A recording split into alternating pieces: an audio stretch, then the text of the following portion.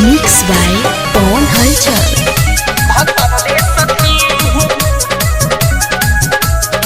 Music by चमन सिंह।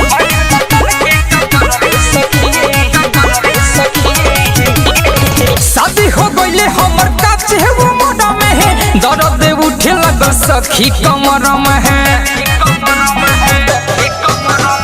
शादी हो गईले हमर काचे वो मोड़ा में है, दर्द उठे लग सखी कमर में है।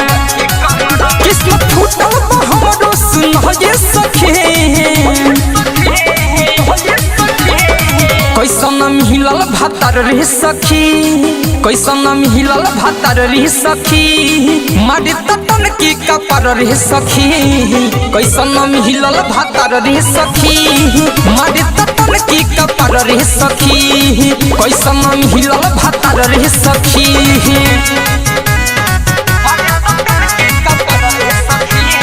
Music by Pawan Halchal.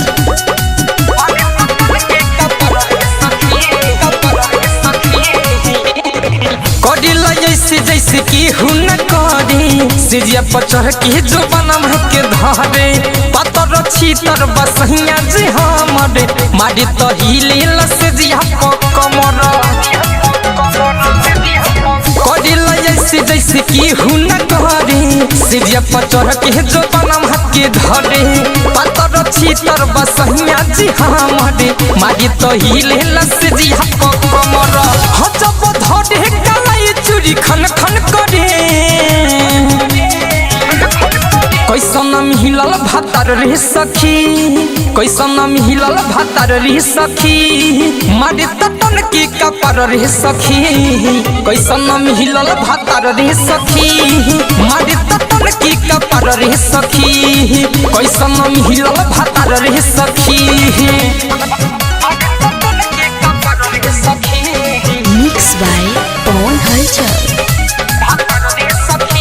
Recording by Sunita studio Ghorasahan बाजार।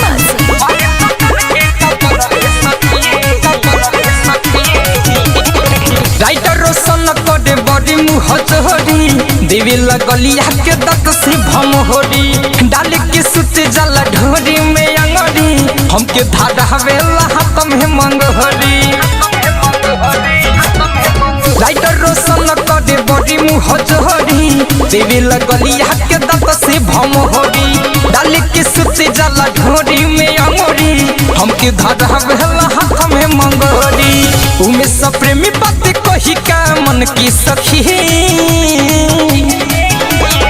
कैसन मिलल भातार रे सखी, कैसन मिलल भातार रे सखी, मारे तटन की कपर रे सखी।